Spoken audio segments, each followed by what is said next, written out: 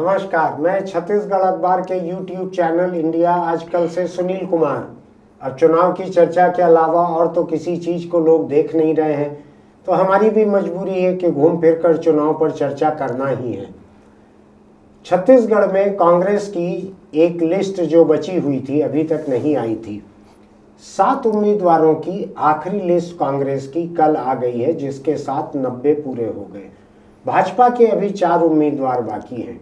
बाकी पार्टियां जो हैं वो धीरे धीरे लिस्ट ला रही हैं, उम्मीद कर रही हैं कांग्रेस और भाजपा के जो निराश नाराज लोग हैं वो उन पार्टियों की तरफ जाएंगे, तो वो अपनी अपनी दुकानें खोलकर अभी बैठी हुई हैं। उन्होंने कुछ उम्मीदवार सबने घोषित किए हैं, कई उम्मीदवार घोषित होना बाकी हैं वहाँ पे। आज हम यहाँ पे बैठे हैं आपके पास कांग्रेस की 7 लोगों की जो ये आखिरी लिस्ट आई है, तीसरी और आखिरी लिस्ट, इस पर चर्चा करने के लिए मैं यहाँ पर हमारे राजनीति का संवाददाता शशांक तिवारी के साथ हूँ। शशांक छत्तीसगढ़ की तमाम 90 सीटों पर बारीकी से नज़र रखते हैं, स्थानीय जानकारी उनको मेरे मुकाबले अधिक रहती है।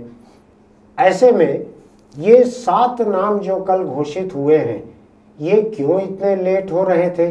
अब जब घोषित हुए हैं तो इनके क्या मायने निकलते हैं, इस बारे में हम बात करते हैं। शशांक जी, कल शाम को आपने ये लिस्ट देखी होगी जी। क्या इसका मायने है? क्यों इन 7 सीटों को रोक के रखा था कांग्रेस ने? कांग्रेस में इसमें से तो 4 तो विधायक ही थे। हाँ। तो विधायकों की टिकट एकदम से काटना भी नहीं था। हाँ। थोड़ा सा विचार करें, और सबसे बड़ी चीज़ ये लोग जीत का पैमाना ही एकमात्र ऐसा कह रहे हैं। हाँ। है तो इसी वजह से एक एक सीट को रोकी गई। एक दो सीटों में कुछ ज़्यादा ही मतभेद थे, तो इस कारण थोड़ा सा विलम्ब हुआ। हाँ। बाकी सीटों के मुकाबले एक साथ नहीं घोषित हो पाए। हाँ। जी। अब इसमें से बारी बारी से अगर हम एक एक सीट पे चर्चा करें जी, तो बैकुंठपुर से अंबिका सिंह देव जो मौजूदा विधायक भी हैं जी, उनके नाम पे इतना विचार विमर्श करने की क्या जरूरत आई थी? विचार विमर्श इसलिए क्योंकि पिछली बार वो काफ़ी कम मार्जिन से जीती थी। अच्छा। काफ़ी कम मार्जिन, करीब 4,500-5,000 के आसपास की मार्जिन थी। हाँ। इस बार भी ये सोचा गया कि प्रत्याशी चेंज कर दे क्या करके। हाँ। एक विचार भी था। पुराने जिला पंचायत उपाध्यक्ष वेदांती तिवारी, उनके नाम पे चर्चा भी हुई, विचार भी हुआ। वो 2 बार लड़ चुके हैं, लेकिन वो हार भी गए थे, बहुत कम वोट से हारे थे। तो एक विचरण जोन में था। फिर वहाँ से ये भी था कि कोई साहू उतार दे क्या, जाति समीकरण को देख के, क्योंकि साहू बैकुंठपुर में अच्छी खासी संख्या में है आबादी।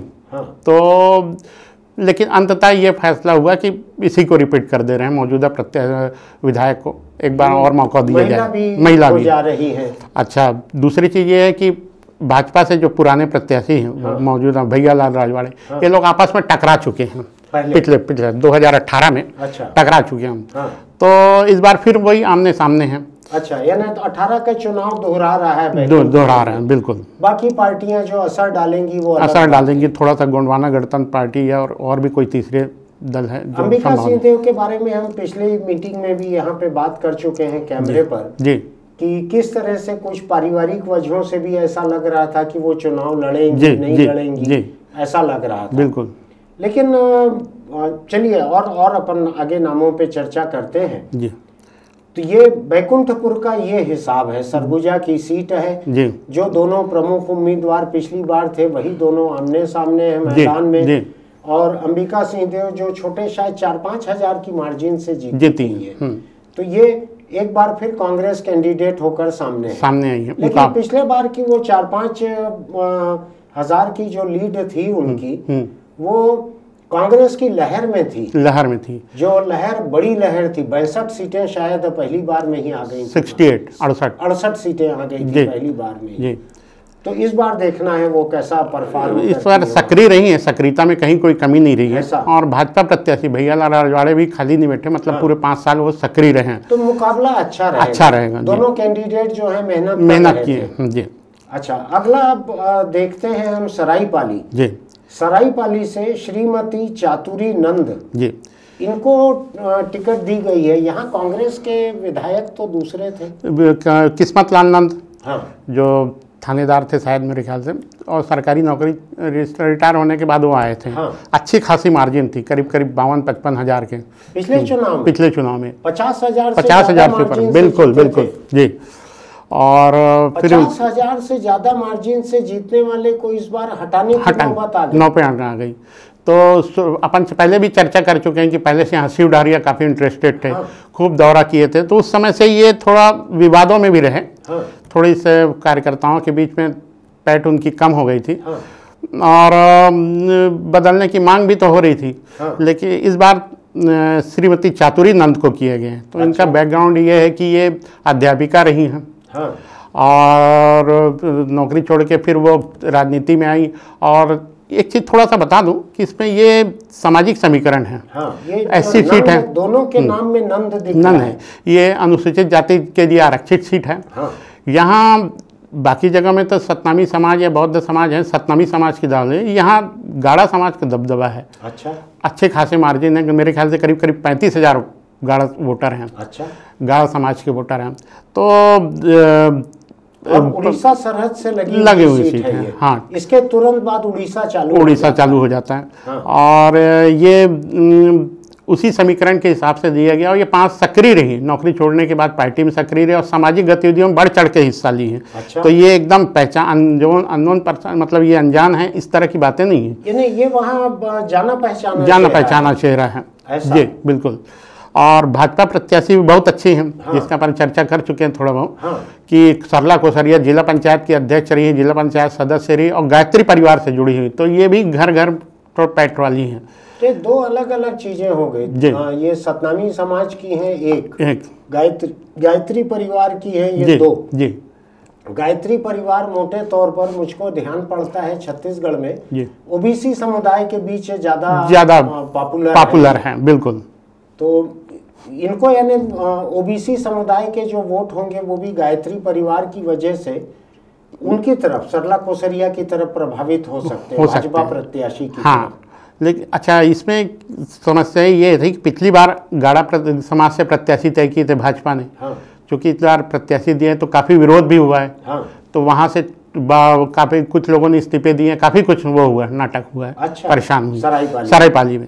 तो अच्छा, दूसरी चीज़ कांग्रेस के फेवर में एक चीज़ और है, ये सीट भले अनुसूचित जाति के लिए, लेकिन यह महल का प्रभाव है, राजमहल का, राजघराने का। मतलब आसपास सरायपाली, बसना, वृंदावन वगैरह ऐसे 3-4 चीज़ों में रियासत। महेंद्र बहादुर देवेंद्र बहादुर परिवार की बात कर रहे हैं। हाँ। तो कुल मिला के इसका लाभ भी कांग्रेस को मिलेगा। तो भाजपा के पक्ष में दोनों, मतलब कि जो देवेंद्र बहादुर हैं जी, मौजूदा विधायक जी, वो फिर कैंडिडेट हो गए हैं बसना से, बगल की सीट से। पहले वो लड़ चुके हैं, सरायपाली से विधायक रहे हैं। उस समय आरक्षित नहीं थी। उस समय आरक्षित नहीं थी, बिल्कुल। उस समय देवेंद्र बहादुर वहां से लड़ चुके हैं, खुद आदिवासी तबके से आते हैं जी, बिल्कुल। और वो बसना से कैंडिडेट हैं। तो उनके खुद सरायपाली के होने से, बसना से कैंडिडेट होने से इसका फायदा भी सरायपाली में कांग्रेस को मिल सकता है। मतलब मुकाबला कड़ा है अवश्य। इलाके में देवेंद्र के चाचा महेंद्र बहादुर, उनका भी बड़ा असर रहता है। बहुत असर था, बहुत असर। सबसे कार में बैठ के घूम रहे थे और चुनाव जीत जाते थे। महेंद्र बहादुर तो निर्दलीय कई बार, 2 बार मेरे ख्याल से 2-3 बार विधायक रहे, निर्दलीय भी। हाँ। टिकट नहीं मिली तो वो अपने आप में ही। हाँ। तो बड़े लोकप्रिय थे। ठीक। तो ये हुआ सरायपाली का जी। सरायपाली में आपके हिसाब से गांडा समाज की श्रीमती चातुरी नंद जी, और नंद समाज के ही पिछले विधायक भी थे कांग्रेस, उसी समाज के जी, उसी समाज के थे। और दूसरी तरफ भाजपा की वहाँ पे कोसरिया है। हाँ। सरला कोसरिया। हाँ। एक चीज़ और बता दूं कि सतनामी समाज को भी यहाँ समर्थन मिला। हरिदास भारद्वाज यहाँ से विधायक रहे कांग्रेस के। हाँ, याद है। हाँ। तो ये ऐसा नहीं है, मतलब कुल मिला के ठीक है जी। यानी समीकरण दोनों पार्टियों के अपने अपने हैं। अब हम आ जाते हैं महासमुंद से शायद विनोद चंद्राकर थे कांग्रेस के विधायक जी।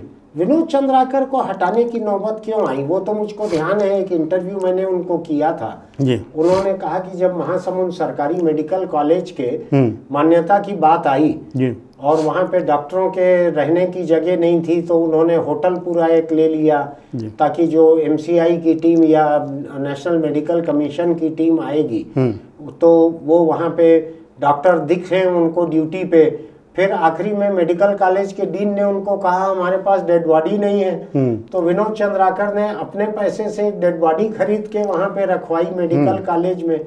तो जैसा वो बता रहे थे उस हिसाब से तो वो सक्रिय दिख रहे थे। दिक्कत क्या थी? सक्रिय थे, इसमें कोई शक नहीं है, लेकिन बहुत सारे इस दौरान विवाद भी हुए उनसे जुड़े हुए। पार्टी के भीतर भी उनका काफ़ी विरोध था। अच्छा। हाँ, बड़ा तबका उनका विरोध कर रहा था और प्रत्याशी बदलने की मांग काफ़ी समय से हो रही थी। तो चूंकि यही बात वही है कि जीत की संभावना वाले, तो उस पैमाने में पार्टी के लोगों को मानना है कि कम थी, ऐसा इसलिए तो कांग्रेस ने वहां से डॉक्टर रश्मि चंद्राकर को टिकट दी है। जी, ये हैं उसी समुदाय की हाँ, है ये। जी बिल्कुल। और वहां से चंद्राकर लोग पहले भी रहे चंद्राकर लगातार रहे, चंद्राकर रहे, मेरे ख्याल से मकसूदन भी थे। मकसूदन हाँ थे, मध्य प्रदेश सरकार में मंत्री रहे मकसूदन लाल चंद्राकर, मंत्री रहे। तो चंद्राकर लोग वहाँ महासमुंद सीट में पहले से रहते हैं। और मुझको ध्यान पड़ रहा है पुरुषोत्तम कौशिक, वो भी वहां से सांसद रहे महासमुंद से, लोकसभा से। हाँ। तो ये रश्मि चंद्राकर का क्या है? रश्मि चंद्राकर जिला कांग्रेस की अध्यक्ष हैं। अच्छा। हाँ, वो जिला जनपद अध्यक्ष रही हैं। अच्छा। तो अच्छा, ये पेशे से डॉक्टर भी हैं। ये पेशे से डॉक्टर भी हैं, और मतलब आयुर्वेदिक डॉक्टर हैं, पति पत्नी दोनों डॉक्टर हैं। अच्छा, सक्रिय हैं। और चूंकि क्या है कि महासमुंद सीट में बहुत सारे समीकरणों में ये एक चीज़ है कि चंद्राकर समाज का थोड़ा दबदबा है, माल गुजार काफ़ी है वहाँ, और इसको समर्थन है। अग्नि चंद्राकर पुराने विधायक है, वो भी इनके फेवर में ही थे। अच्छा। हाँ, तो कुल मिला के एक महिला कोटा भी इनको वो करना था। और ये थोड़ा उस पैमाने में फिट बैठ रही थी। ऐसा। हाँ, तो महिला का कोटा भी पूरा हो गया, कुर्मी कोटा भी पूरा हो गया, चंद्राकर की जगह चंद्राकर भी हो गई। हाँ। और पति पत्नी दोनों अगर प्रैक्टिसिंग डॉक्टर हैं तो बहुत सारे वोटर इनके मरीज भी रहे होंगे। बिल्कुल भी। और ऐसा वो तो ठीक है, इसमें एक चीज़ और भी है कि यहाँ से निर्दलीय विधायक रहे विमल चोपड़ा, तो उस जैन समाज से ही थे। दाऊ संतोष अग्रवाल रहे, साथ रहे। तो इस तरह कुछ नहीं, लेकिन ये समाज का दबदबा रहा है और अच्छे खासी किसान, मतलब ग्रामीण आबादी में। यहाँ महासमुंद के भाजपा प्रत्याशी हैं योगेश्वर राजू सिन्हा जी, इनका क्या है हिसाब किताब? इनका ये है कि ये बहुत ज़्यादा तो ये वो नहीं रहे, जिला भाजपा के उपाध्यक्ष वगैरह हैं, पदाधिकारी हैं, आर्थिक रूप से अच्छे सक्षम हैं। अच्छा। हाँ, और ये सामाजिक समीकरण में सिन्हा समाज को देखते हैं, हालांकि उतनी आबादी नहीं है, लेकिन आर्थिक रूप से अच्छे काफ़ी पैमाने से समाज आसपास के दूसरे बस भी होगा, तो सभी को मिला के तो अच्छा, इनकी खूबी ये है कि पहले दिन ऐसा लग रहा था कि विमल चोपड़ा जैसे वीडियो वायरल हुआ, उन्होंने खुद कराया कि वो निर्दलीय चुनाव लड़ सकते हैं, लड़ रहे हैं। वो दूसरे तीसरे दिन समझाने में कामयाब रहे और इनके अपने फेवर में ले आए। अब तो वो त्रिकोणी संघर्ष की स्थिति जो दिख रही थी दूर नहीं दिख रही। वैसे एक चीज़ और संभावना और है, वो दिख रही है कि आम आदमी पार्टी से कांग्रेस के ही कुछ बागी खड़े हो रहे हैं। अच्छा। ऐसा संकेत मिल रहा है। कुछ नगर पालिका अध्यक्ष, कोई राशि माइलांग है, उनका नाम का प्रमुखता से चल रहा है। अब देखिए, अब तब तो मुझको ये भी ध्यान पड़ रहा है कि अरविंद नेताम ने जो हमर राज पार्टी बनाई है जी, वो भी शायद महासमुंद की महासमुंद जिले की 4 सीटों से जी वो खड़ा करवा रहे हैं। जी जी जी 2 जगह से शायद हो गया है। हाँ। और खल्लारी और महासमुंद को लेके उनके ऊपर दबाव है जी कि यहाँ खड़ा करें। बिल्कुल। जबकि बहुत ज्यादा आदिवासी आबादी नहीं है। नहीं, ऐसा नहीं है। खल्लारी में तो खल्लारी में है, महासमुंद खल्लारी में नहीं है। खल्लारी में तो 28% आबादी जी। लेकिन महासमुंद को लेके भी उनके ऊपर दबाव है जी कि यहाँ उतने नहीं, लेकिन है ठीक ठाक। किसी ओबीसी को यहाँ से खड़ा करा गए। और नेताम जो हैं अपनी पार्टी में कई गैर आदिवासियों को भी टिकट दे रहे हैं। वो आदिवासी पार्टी जरूर है जी, लेकिन जनरल सीटों पे वो बहुत से गैर आदिवासियों को भी खड़ा कर रहे हैं, करने जा रहे हैं। तो महासमुंद में शायद उनकी पार्टी का भी कोई कैंडिडेट रहे जी।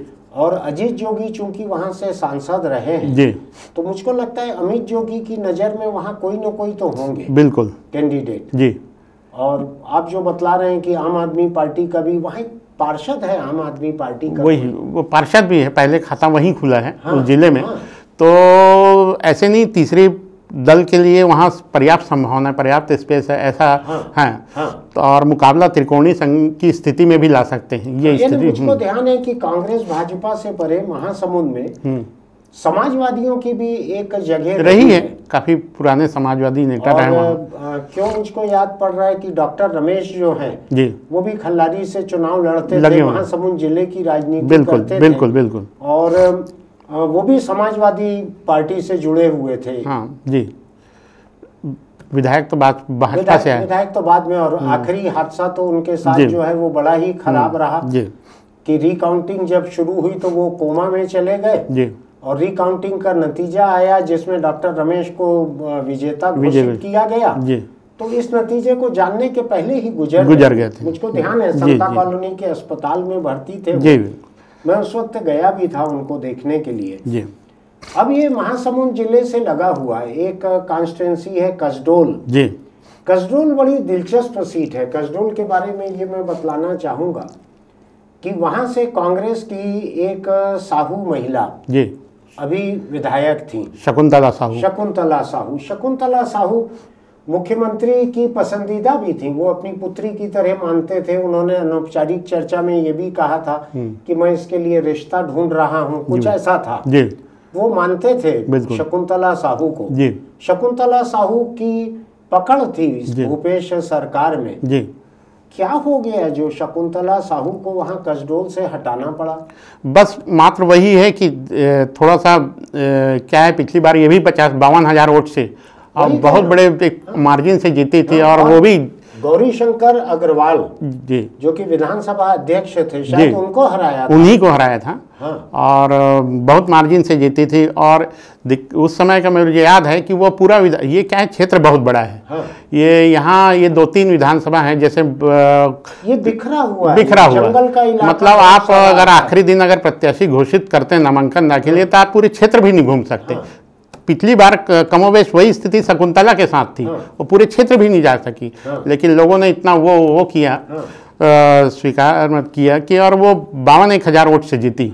और फिर भी इस बार शिकायतें थी कि व्यवहार को लेके ज़्यादा शिकायतें थी। फिर भी व्यवहार मुझको ध्यान है, कुछ एक वीडियो मैंने देखे थे उनके जिसमें लोगों को डांट रही हैं, कुछ कर रही हैं, ऐसा था। सक्रियता में कमी नहीं थी बस, लेकिन व्यवहार वगैरह को लेके स्थानीय कार्यकर्ता, चूंकि अब जिनके सहारे आपको चुनाव लड़ना, अगर वो आपके खिलाफ हो जाए तो थोड़ा सा वो सोचा गया। हालांकि कांग्रेस ने वहां दिया है संदीप साहू को, जो कि साहू की जगह साहू को ही दिया है जी। शकुंतला साहू की जगह संदीप साहू, ये तेलंगानी बोर्ड के अध्यक्ष। हाँ, ये क्या है इनका? ये पहले क्या है, जोगी जी से जुड़े हुए थे। अच्छा। तो फिर पिछली बार ये सरकार में आया, मतलब उसके आने से पहले कांग्रेस में ये भूपेश जी के साथ आ गए, सीएम के साथ कांग्रेस ज्वाइन कर लिए। युवा हैं। अच्छा, आपको एक बात बता दूँ, ये अभी साहू समाज का एक चुनाव हुआ था प्रदेश स्तर पे। तो उस समय किसी कैंडिडेट के लिए ताम्रध्वज साहू, धनेन्द्र साहू, मोतीलाल साहू बड़े नाम दिग्गज एक साथ में थे कि दूसरे प्रत्याशी। इन्होंने एक टहल सिंह साहू उनके फेवर में खड़े रहे और उन्हें चुनाव जिताया। तो इन्होंने संदीप ने तो यानी साहू समाज के दिग्गजों की मर्जी के खिलाफ इन्होंने किसी और को जिताया। तो ये समाज के भीतर अच्छी पैठ रखे, मतलब युवाओं के बीच में था ही, युवा हैं और इन्होंने समाज में अपनी धमक दिखा दी दिग्गजों के मुकाबले। तो तेलंगानी बोर्ड का अध्यक्ष भी बनाया गया और इन्हें चुनाव में उतारा गया है। अच्छा, ये इनकी मदर ग्रामीण की अध्यक्ष है मेरे ख्याल, महिला कांग्रेस की पार्वती साहू, चुनाव भी लड़ी हैं। अच्छा। तो परिवार इनका बैकग्राउंड है, राजनीतिक बैकग्राउंड है, नया नहीं है। ये खुद NSUI इधर से जुड़े रहे काफ़ी। दिलचस्प बात यह है कि कसडोल में 4 सीटों में से है, कुल 4 सीटें हैं अभी जिनमें भाजपा ने प्रत्याशी घोषित नहीं किए हैं जी। ऐसा ही है ना? बिल्कुल। 86 पे घोषित कर चुकी जी। है। 4 पे जिन पे घोषित नहीं किया है उनमें से कसडोल एक है जी। ये बड़ी दिलचस्प बात है। ये जी। क्यों घोषित नहीं हो पाया है कांग्रेस बीजेपी का प्रत्याशी? देखिए, यहाँ सामाजिक समीकरण देखा जा रहा है। हाँ। सामाजिक और राजनीतिक, क्योंकि पिछली बार मार्जिन बहुत ज़्यादा थे। हाँ। और ये कसडोल से आसपास सीटें भी प्रभावित होती हैं। और गौरी शंकर जी को ये पहले ये हुआ कि इन्हें चुनाव नहीं लड़ाना है, प्रबंधन का काम देखें। दूसरा कोई नाम पर विचार हुआ, नाम मांगा गया था मेरी जो जानकारी में, तो उन्होंने नाम भी दिया है अपनी तरफ से और उस पर विचार कर। शंकर जी ने अपनी पसंद कुछ बताई के लिए। जी अच्छा जी। तो उम्मीद है आजकल में चारों सीट डिक्लेयर हो जाएंगे। ऐसा जो मैं भाजपा के कैंडिडेट्स के बारे में किसी से बात कर रहा था अभी जी, तो उन्होंने कहा कि 10 साहू उम्मीदवार भाजपा घोषित कर चुकी है जी, और बचे 4 हैं, उनमें से एक और साहू रहने वाले हैं। बिल्कुल, ऐसे 11 और कांग्रेस के जो 90 नाम आ गए हैं पूरे सामने जी, इसमें कुल मिला के 9 हो रहे। तो जो पहले से एक चर्चा थी कि भाजपा पिछले चुनाव में साहू वोटरों का, साहू उम्मीदवारों का इनका प्रदर्शन देखकर जी, इस बार साहू समाज को ज्यादा महत्व देगी भाजपा, तो ये दिख रहा है। वैसे 14 पिछली बार दी थी, हाँ, 14 में से एक जीत पाए थे, इस बार 11 ही दी, 10 दिए हैं, एक आधा और एक और की उम्मीद है बचे 4 में। हाँ, तो वो क्या लगता है आपको, ये कसडोल से भी हो सकता है एक साहू उम्मीदवार? कसडोल से तो नहीं, और भी दूसरी जगह से संभावना दिख रही है। अच्छा, वो भाजपा के जब नाम आ जाएंगे तो ही पता चलेगा, तब उनके ऊपर अपन चर्चा कर लेंगे। फिलहाल कसडोल से भाजपा की सीट खाली है, संदीप साहू वहां पर इन दोनों पार्टियों में से अकेले हैं। वहां पर और पार्टियों के लोग भी कैंडिडेट हो सकते हैं, जो दूसरी तीसरी चौथी पार्टियां हैं, बिल्कुल, उनमें से कोई न कोई यहाँ मौजूद। बहुजन समाज पार्टी की अच्छी खासी दखल रहता है, बसपा के वोट अच्छे रहते हैं यहाँ पे, बिल्कुल वो रहेंगे, बिल्कुल। और बसपा और गोंडवाना चूंकि गठबंधन में चुनाव लड़ रही है जी, तो दोनों का उत्साह ज्यादा है पहले के मुकाबले। और हो सकता है कि अमित जोगी भी यहाँ से किसी को खड़ा करना चाहे। चलिए हम अगली सीट आते हैं, सिहावा जी। सिहावा आदिवासी आरक्षित सीट है जी। यहाँ से लक्ष्मी ध्रुव जी, डॉक्टर लक्ष्मी ध्रुव अभी तक विधायक थी कांग्रेस की जी।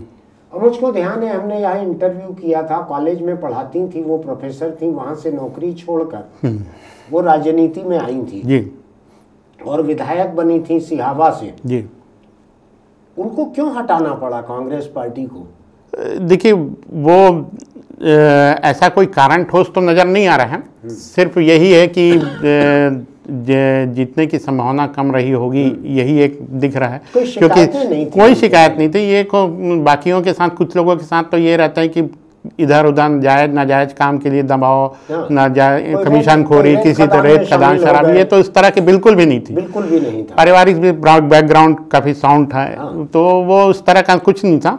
यहाँ से अंबिका मरकाम को दिए हैं, हाँ। और ये भी महिला कांग्रेस की अध्यक्ष रही, एक बार विधायक यहाँ से रही हैं, एक बार हारी हैं, क्योंकि चेहरा पूरा मतलब देखा भाला है जी।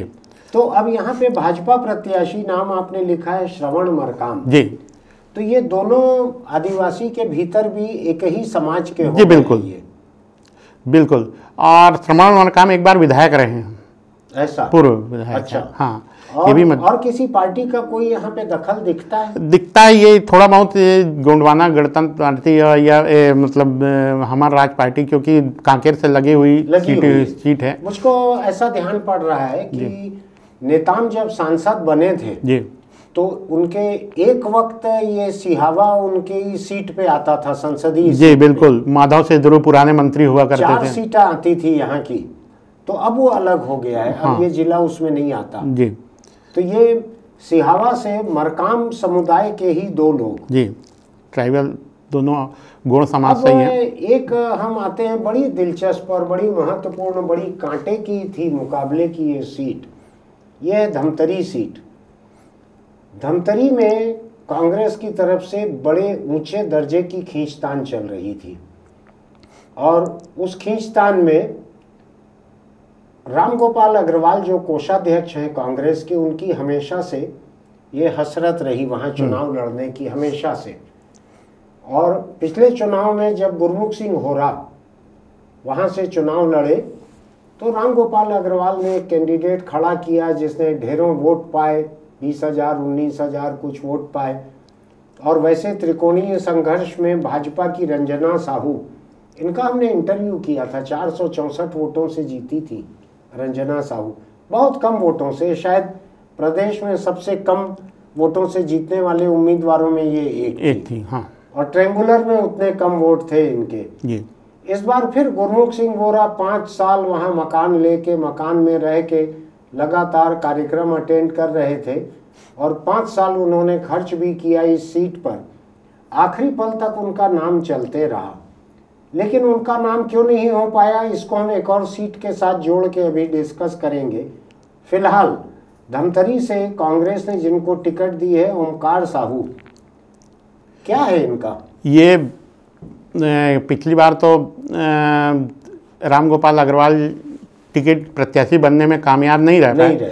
इस बार भी चुनावी परिदृश्य से गायब हैं। हाँ। लेकिन उनके ही करीबी हैं, ये मंडी अध्यक्ष हैं ओमकार साहू। अच्छा, तो इस बार वो अपने आदमी को दिला दिए टिकट। हाँ।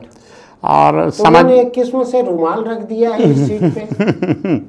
ऐसा कहा, मतलब कुल मिला के ये है कि अब साहू वर्सेस साहू हो जाए। अच्छा। दोनों से एक ही समाज के हो गए। हाँ। जी।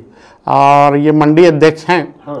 तो जान पहचान किसानों के बीच में ऐसा इस तरह का कोई वो नहीं है। अच्छा, ये ज़्यादातर क्या हो रहा है कि धमतरी में आपको मालूम है गुरमुख सिंह हो रहा, हाँ। इंदर चोपड़ा, हाँ। केसरी मल, पुराना इतिहास, तो ज़्यादातर शहरी इलाकों से जयाबेन और भी थे, हर्षद मेहता। तो धमतरी शहर एक समय मैं एक दिलचस्प बात बतलाता हूँ यहाँ पे। हर्षद मेहता गुजराती समाज के धमतरी से विधायक थे। जिस समय इनकी टिकट मिलने की बात आई और दिल्ली में कांग्रेस कमेटी, प्रधानमंत्री नरसिम्हा राव थे, जिस समय इनकी बात आई, इनका नाम हर्षद मेहता लिस्ट में गया तो नरसिम्हा राव चौंक गए, क्योंकि बंबई के शेयर दलाल हर्षद मेहता ने नरसिम्हा राव प्रधानमंत्री को रिश्वत देने का आरोप लगाया था एक प्रेस कॉन्फ्रेंस में, और बड़ा सा सूटकेस सामने रखा था कि 1 या 2 सूटकेस में शायद 2 करोड़ था। हाँ। 2 करोड़ रुपए नरसिम्हा राव को उन्होंने रिश्वत दी थी।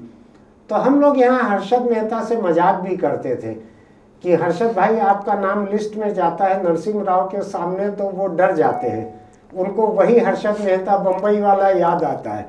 तो उनको लगता है कि ये हर्षद मेहता वही तो नहीं है।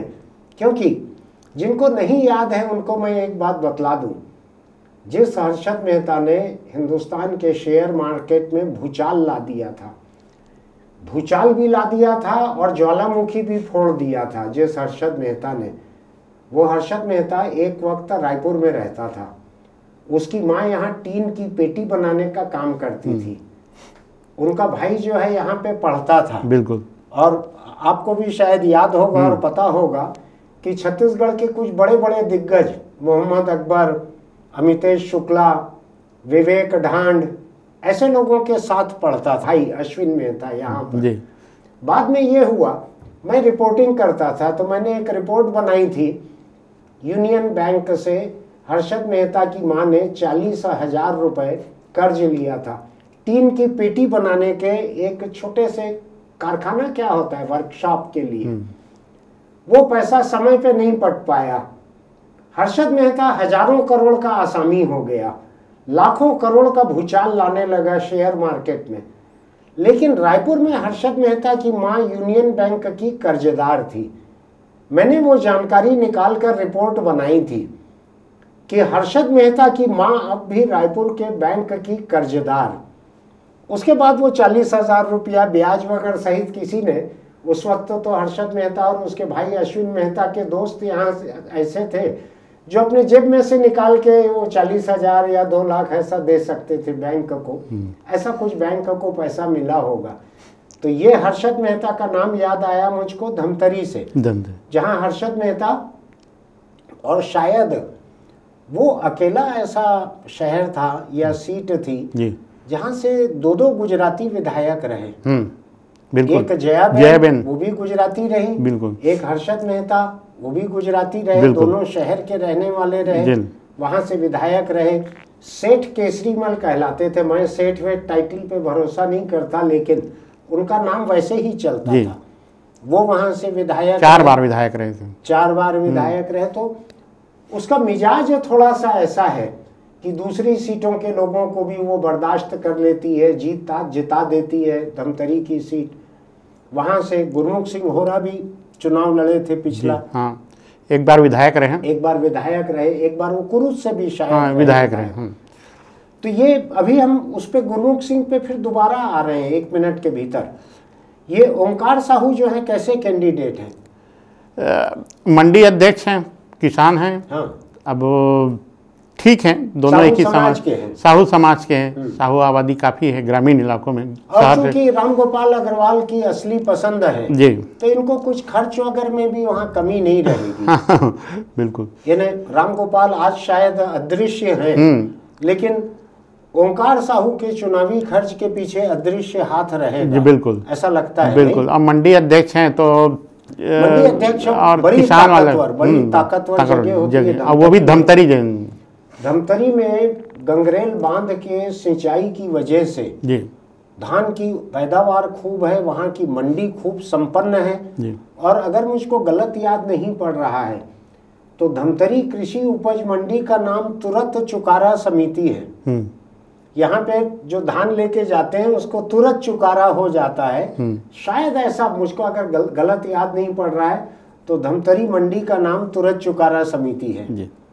तो ये यहाँ से अब गुरमुख जो है उनकी संभावना खत्म हो गई इस चुनाव में भी।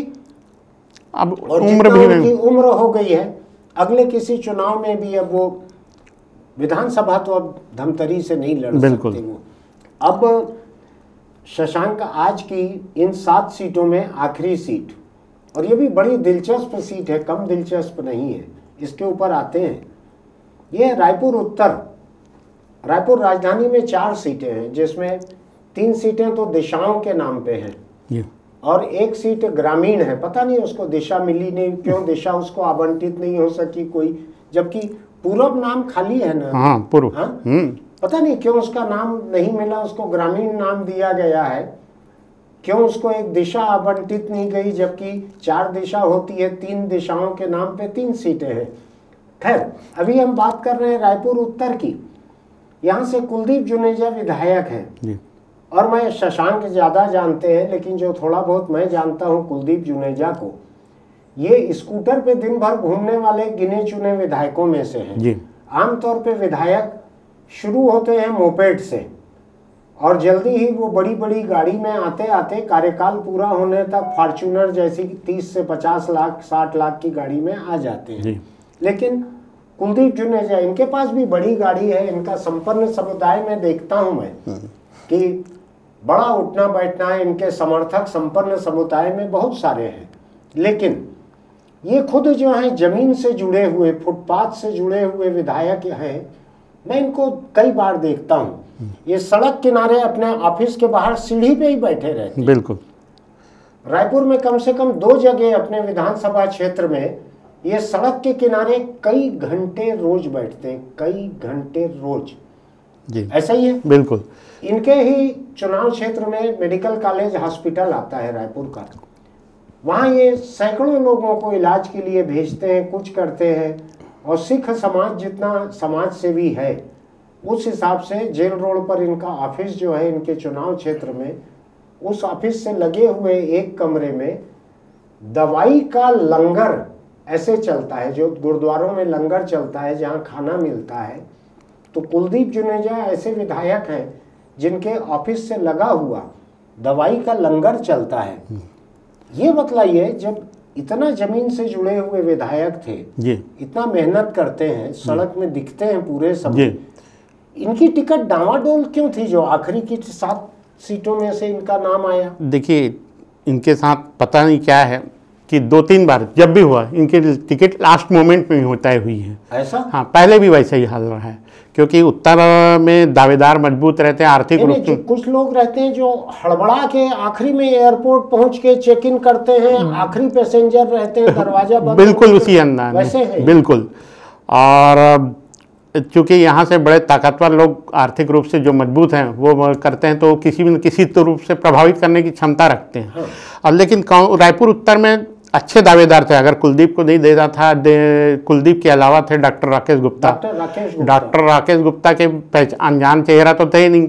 वो मुझे याद है कि रायपुर मेडिकल कॉलेज अस्पताल को के आंदोलन को शुरू करवाने में उस महत्वपूर्ण आंदोलन को जिस समय मेडिकल स्टूडेंट है, राकेश हाँ, गुप्ता उस वक्त से जूडो के प्रेसिडेंट रहे। ये हाँ, छात्र आंदोलन से ये मेडिकल कॉलेज आंदोलन, हॉस्पिटल आंदोलन सब में जुड़े रहे और पिछले 5 साल भी ये हेल्थ सेक्टर को लेके जो इनकी खूबी है डॉक्टर राकेश गुप्ता की जी, ये वहां लगे हुए थे। और कुलदीप जुनेजा सिख समाज के हैं, राकेश गुप्ता पंजाबी गुप्ता हैं। बिल्कुल।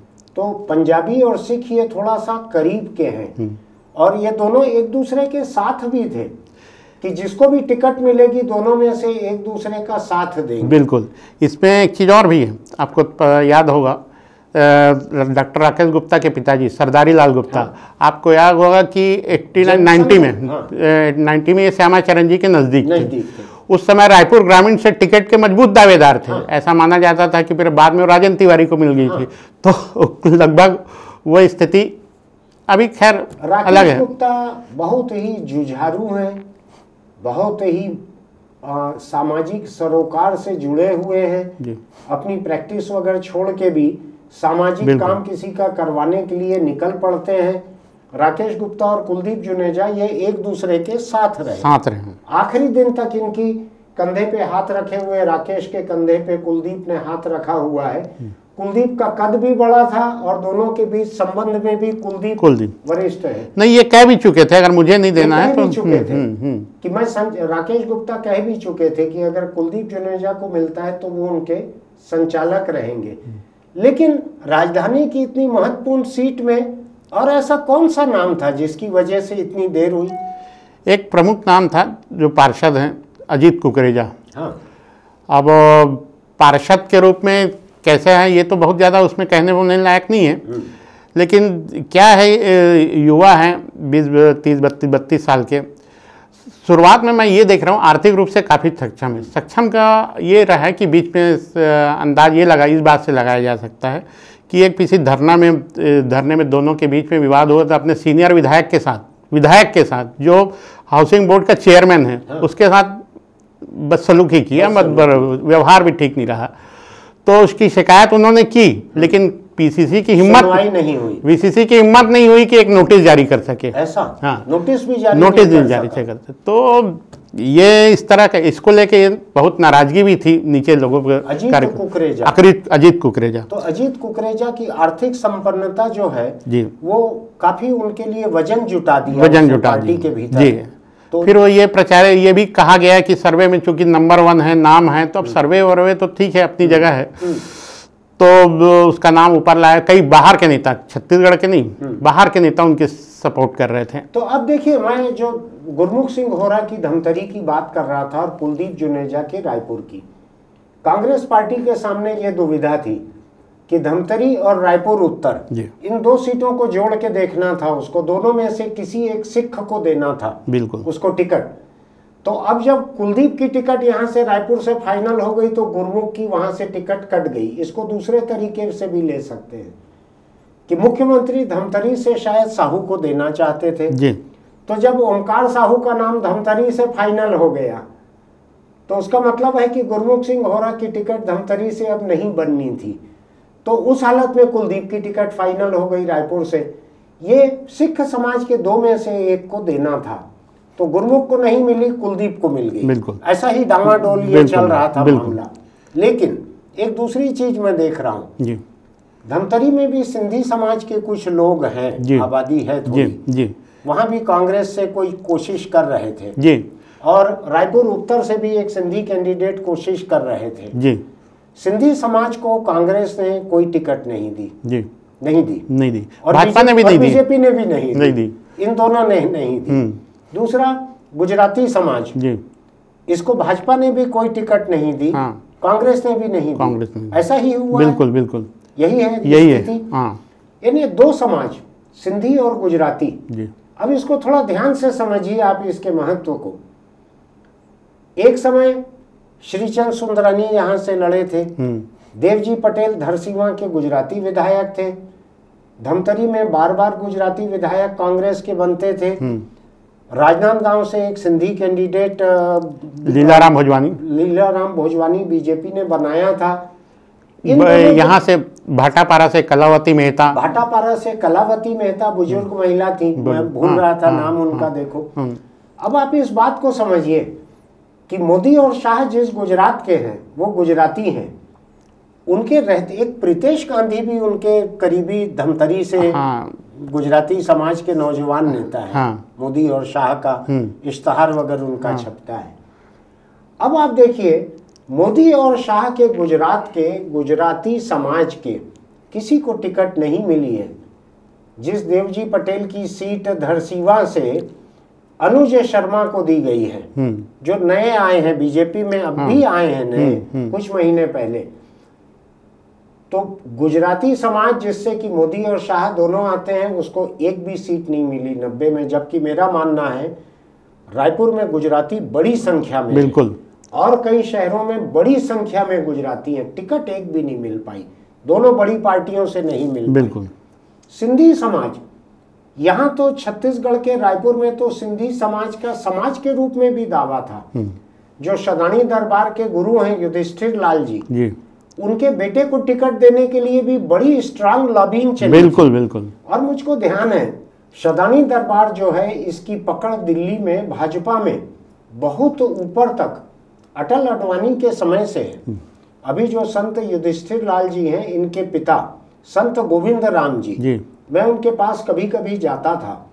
उनके पास पाकिस्तान से भक्तजन मेवा लेके आते थे, मुझको हर बार वो मेवा खिलाते थे। कभी कभी मुझको ऐसा शाल या कपड़ा पहना के सम्मान भी मेरा करते थे।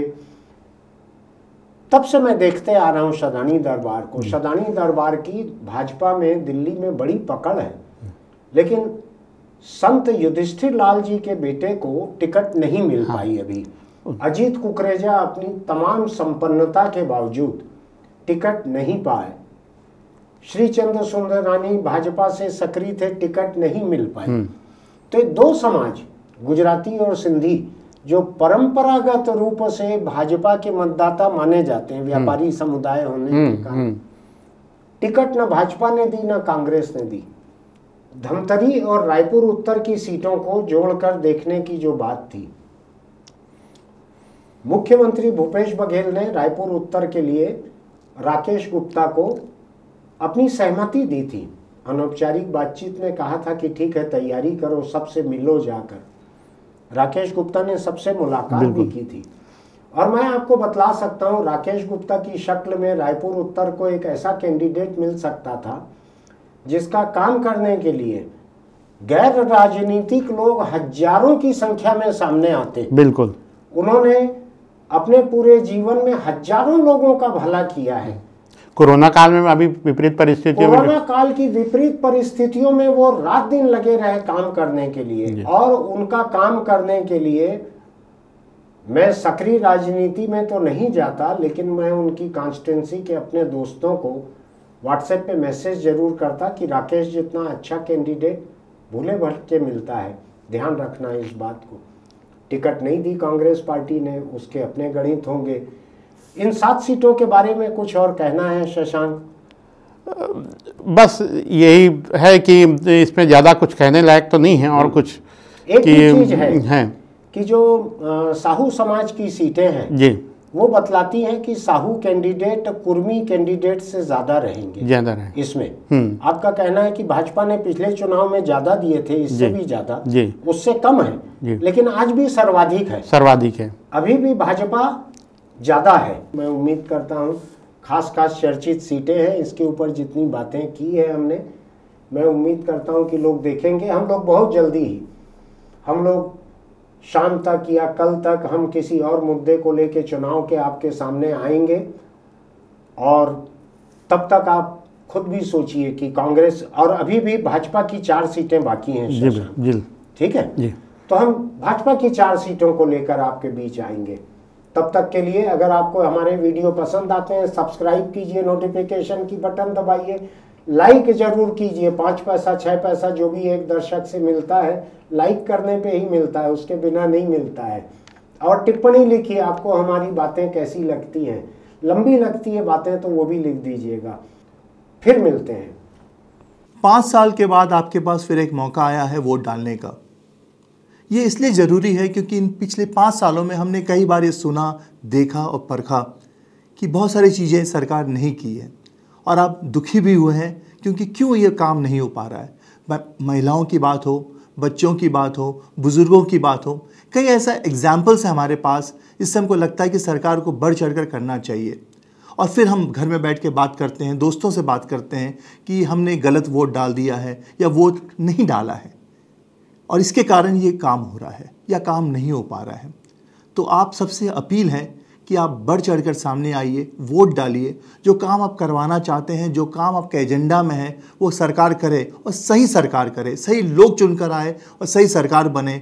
और ये सब मिलकर आपका जो मनचाहा काम है, जो आप चाहते हैं कि सोसाइटी का डेवलपमेंट हो, एक बेटर सोसाइटी हो, उसके लिए एक अच्छी सरकार को आप चुन के लाइए। मौका है, चूकिएगा नहीं। शुक्रिया।